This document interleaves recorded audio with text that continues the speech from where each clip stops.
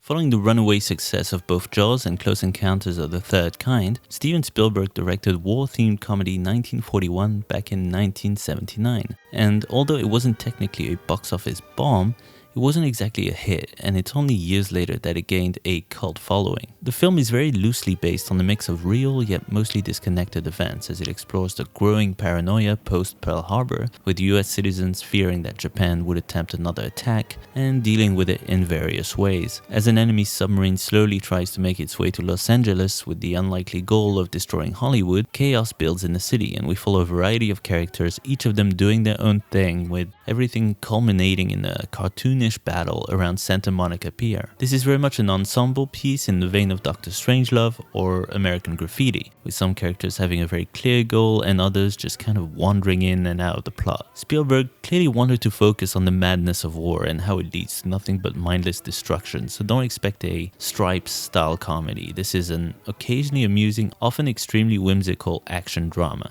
Marketing the film as a hilarious John Belushi vehicle might partly explain why it wasn't the hit it expected to be, since Belushi and all the other comedians in this movie have very limited screen time and only pop up here and there. There's enough good stuff in this film that it deserves a viewing. For one thing, the cast is huge and excellent. Slim Pickens, Dan Aykroyd, John Candy, Ned Beatty, Christopher Lee, literally everyone gives a terrific performance. The cinematography by William A. Fraker definitely deserved its Oscar nomination, as the film not only looks beautiful, but includes some fantastic miniature work and practical effects. Unfortunately, this film is also completely all over the place, and that makes it a bit of a tough sit.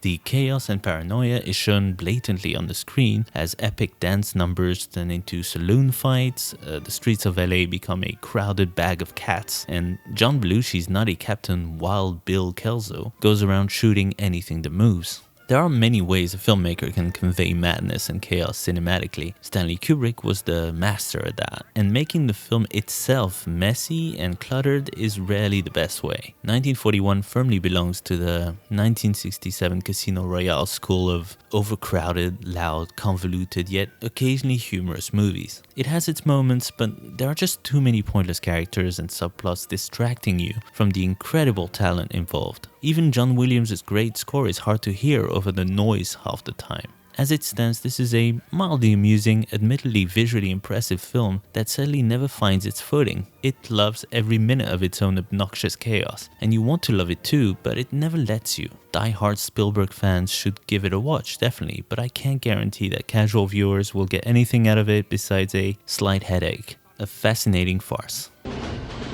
So long, Mama. I'm off to Yokohama. Ah!